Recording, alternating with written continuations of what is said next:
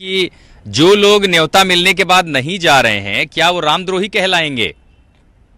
नहीं, ऐसा तो नहीं कहा जा सकता है। अब उनकी क्या परिस्थिति है वो जाने, उनकी क्या वो है। हम्म। लेकिन हमें लगता है कि देखिए, यह एक अवसर है, ऐतिहासिक अवसर है।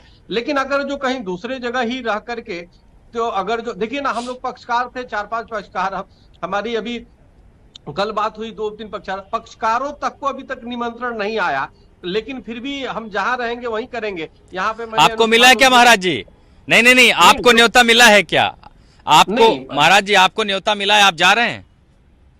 नहीं, वही तो मैं कह रहा हूं ना कि जो पक्षकार, हिंदू पक्षकार जो लड़े, जैसे हमारा अपील नंबर 2636 था, रमाले ट्रस्ट के शंकराचार्य जी थे, पूज्य स्वरूपानंद जी, उनके हाँ। अभिमुक्तेश्वरानंद जी जो कृपा पात्र हैं, उनको भी नहीं हम्म। मिला, हमें भी नहीं मिला। रमेश चंद्र त्रिपाठी जी थे, वो तो चले गए बेचारे, लेकिन उनके बेटे हैं, उनको भी नहीं मिला। और पूज्य धर्मदास जी थे, तो जिसको जो हिंदू पक्षकार थे, हमें लगता है उनको ही नहीं मिला है। जबकि हम लोग तो चाहते थे मिलता तो जरूर जाते, लेकिन कोई बात नहीं, फिर भी हमें एक बड़ी खबर प्रसन्नता है आपको बता दें तमाम उन दर्शकों को जो इस समय हमारे साथ जुड़े हैं, हिंदू महासभा के राष्ट्रीय अध्यक्ष स्वामी चक्रपाणी, जो इस मामले में पक्षकार भी थे राम मंदिर मसले में, और उन्हें भी न्योता नहीं मिला है। आपने उनका बयान सुना है, उन्हें न्योता नहीं मिला है, तो जाहिर है ये भी नहीं जा सकते। अब न्योतों को लेकर के जो सियासत हो रही थी, पहले आपने अभिमुक्तेश्वर आनंद जी को सुना, उन्होंने कहा कि न्योता जब आएगा, लेकिन उन्होंने एक अलग प्रतिज्ञा ले रखी है कि जब गौ हत्या के खिलाफ कानून आएगा वो तभी दर्शन करने जाएंगे। स्वामी चक्रपाणी जो भी एक पक्षकार थे राम मंदिर इस पूरे मामले में,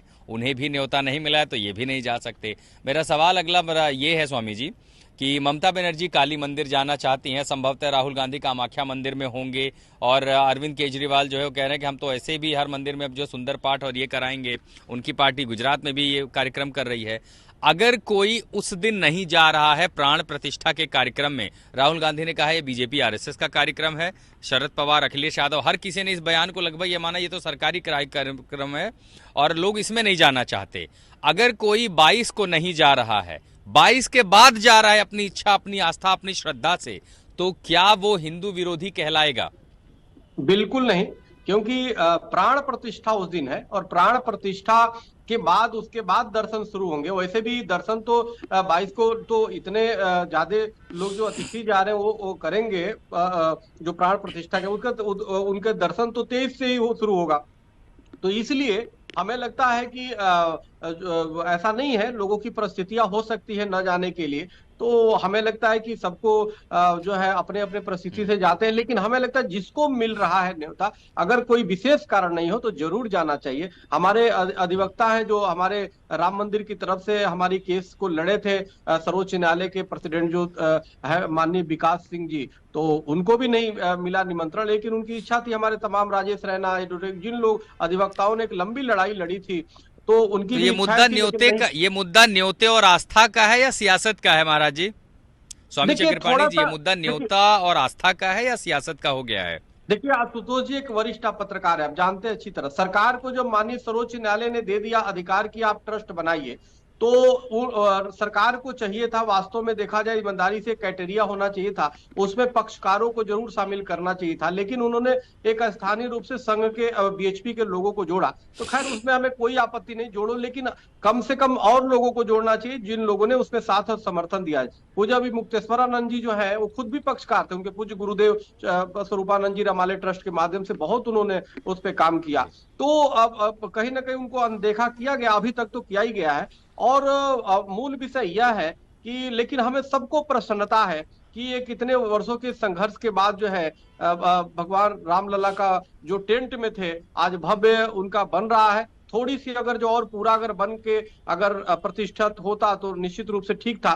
लेकिन कहीं ना कहीं राजनीतिक भी मजबूरियां होती हैं जो शासन में है, तो स्वाभाविक है, उसको वो परिलक्षित हो रहा है, दिखाई दे रहा है। लेकिन फिर भी ये सब छोड़ दिया जाए तो हम सब हिंदुओं को, सनातन धर्मियों को खुशी है, प्रसन्नता है। और 22 तारीख को अपने अपने स्थान पे जो नहीं जा पा रहे हैं वो तो मनाएगा। हमने खुद हिंदू आप तो नहीं जा रहे हैं, तो आप कैसे खुश हैं? आप क्या करेंगे महाराज जी? आप नहीं भी तो नहीं जा रहे, आप क्या करेंगे 22 तारीख को? कहाँ जाएंगे आप?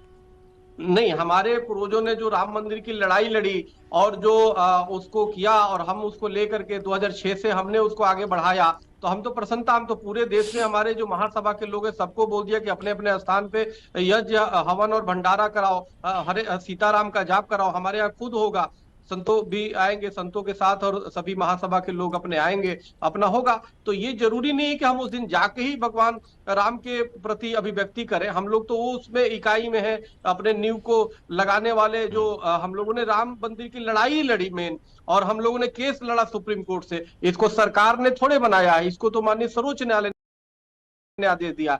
सरकार से तो माननीय प्रधानमंत्री जी 2019 में ही मना कर दिए थे कि वो हम संसद से नहीं बनाएंगे, जो होगा जो है सुप्रीम कोर्ट से होगा। तो सर्वोच्च न्यायालय ने दिया, तो इसमें प्रसन्नता है, और निश्चित रूप से हर व्यक्ति को इसको आगे बढ़कर के अपने अपने स्थान पे भगवान राम के भजन करना चाहिए, उनकी यज्ञ अनुष्ठान करिए, भंडारा कराइए, दीपक जलाइए, तो जो है वो करना चाहिए। और जो जहां करता है भगवान राम के लिए, जी तो हमें लगता है ठीक है।